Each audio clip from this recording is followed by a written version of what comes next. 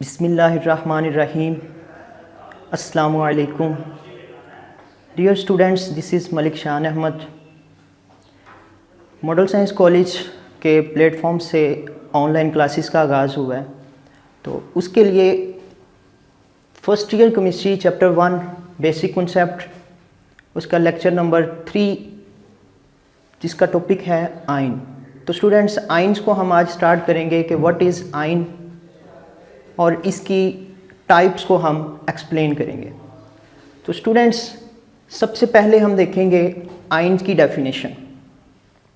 Any species having positive और negative charge is known as ion. For example Na+1, Ca2+, Cl-1, O-2। तो students, ये ions की examples हैं। Next हम move करते हैं टाइप्स ऑफ आयन्स पे। तो स्टूडेंट्स, इसकी दो टाइप्स हैं। Type 1 cations and another is anion. तो students, firstly we discuss about कैटाइन्स।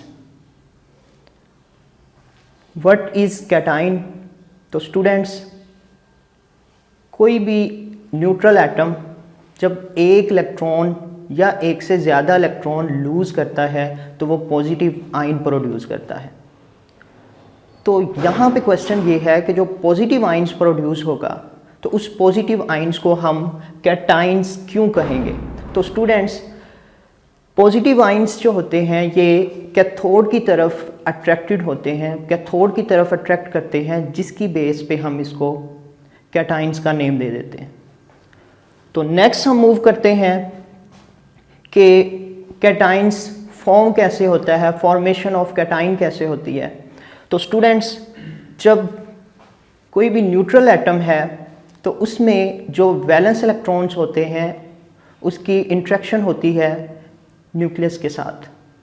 The interaction between nucleus and valence electrons. तो उस इंट्रैक्शन को ब्रेक करने के लिए हमें कुछ sufficient amount of energy required होती है। तो जब हम वो सफिशेंट अमाउंट ऑफ एनर्जी उसमें अब्जॉर्ब करते हैं तो वो इंट्रैक्शन ब्रेक होती है और इलेक्ट्रॉन्स जो हैं वो लूज़ होते हैं। तो स्टूडेंट्स, चूँकि हम उसमें अमाउंट ऑफ एनर्जी अब्जॉर्ब कर रहे हैं, इस वजह से हम इनको एंडोथर्मिक प्रोसेस कहते हैं। एंडोथर्मिक प्रोसेस ऐसे प्रोसेस को कहते हैं जिसमें एनर्जी अब्जॉर्ब की जाती है और जिसमें एनर्जी रिक्वायर्ड होती है। तो स्टूडेंट्स, नेक्स्ट इसकी हम एग्जांपल देखें तो ये एक हाइपोथेटिकल एग्जांपल है कि एक न्यूट्रल एटम है, उसमें कुछ सफिशेंट अमाउंट ऑफ एनर्जी हम अब्जॉर्ब कर रहे हैं, तो कैटाइन्स प्रोड्यूस हो रहा है, इलेक्ट्रॉन लूज हो रहा है, और इसके लिए जितनी sufficient amount of energy required है, चूँकि वो अब्जॉर्ब हो रही है तो उसकी डेल एच की वैल्यू हमारे पास पॉजिटिव आएगी। ये इस चीज़ को शो कर रहा है कि ये एक एंडोथर्मिक प्रोसेस है। Next students, cations may have +1, +2, +3, +4 charges. Basically ये चार्ज डिपेंड करता है नंबर ऑफ इलेक्ट्रॉन लॉस पे। जब एक एटम एक इलेक्ट्रॉन लूज करता है तो उसके ऊपर +1 चार्ज आता है।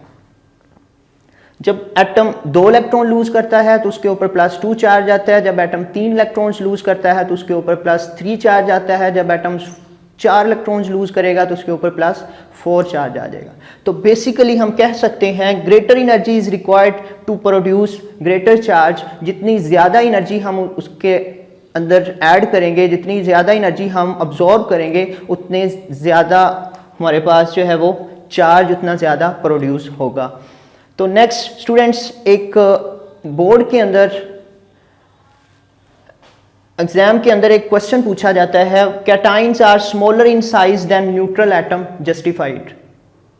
Y cations are smaller in size than neutral atom?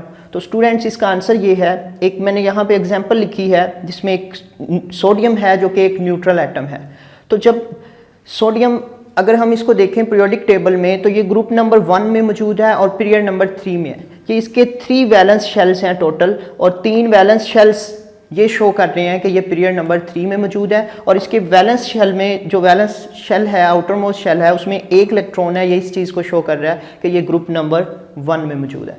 तो स्टूडेंट्स, जब इसके अंदर हम सफिशेंट अमाउंट ऑफ एनर्जी इसमें ऐड करेंगे, ऑब्जॉर्व करेंगे, तो ये जो इसका वैलेंस इलेक्ट्रॉन्स है ये लूज़ हो जाएगा, क्योंकि उसकी इंट्रैक्शंस जो थी न्यूक्लियस के साथ वो ब्रेक हो जाएगी। जब वो इंट्रैक्शंस ब्रेक हो जाएगी तो ये इलेक्ट्रॉन लूज़ हो जाएगा। तो जब ये इलेक्ट्रॉन्स को हम लूज़ कर देंगे तो ये वाला जो आउटर मोस्ट शेल था इसका, ये रिमूव हो जाएगा, तो इसके ये 2 शेल बाकी रह जाएंगे। तो इस बेस पे हम कह सकते हैं ये Na+ जो इसका आइन न्यू प्रोड्यूस हुआ है, जिसको हम कैटाइंस कहेंगे, तो आप देख सकते हैं कि इसमें 3 शेल्स थे जिसकी बेस पे इसका साइज़ बड़ा था, और इसके 2 शेल्स हैं जिसकी बेस पे हम कह सकते हैं कि ये शॉर्टर इन साइज है। तो स्टूडेंट्स, ये इसकी हम लिख सकते हैं इक्वेशन भी आप यहाँ पे ऐड कर सकते हैं, सोडियम। तो इसमें जब एक इलेक्ट्रॉन्स लूज कर देंगे आप तो Na+ की फॉर्म में ये चेंज हो जाएगा। तो नेक्स्ट स्टूडेंट्स, हम बात कर लेते हैं मोस्ट कॉमन कैटाइंस की। तो मोस्ट कॉमन कैटाइंस जो होते हैं वो मेटल कैटाइंस होते हैं, क्योंकि मेटल्स के अंदर ये टेंडेंसी होती है इलेक्ट्रॉन्स को लूज़ करने की। तो उनमें से हम कुछ एग्जांपल्स देख लें अगर, तो Na+1 है, Ca2+, Mg2+, Al3+, Fe3+, तो ये सारे के सारे जो हैं ये मेटल कैटाइंस हैं। तो नेक्स्ट हम स्टूडेंट्स बात कर लेते हैं लेस कॉमन कैटाइंस की। तो लेस कॉमन कैटाइंस कौन से होते हैं जो कि having group of atoms like NH4+, H3O+, तो ये सारे के जो हैं ये लेस कॉमन कैटाइंस होते हैं।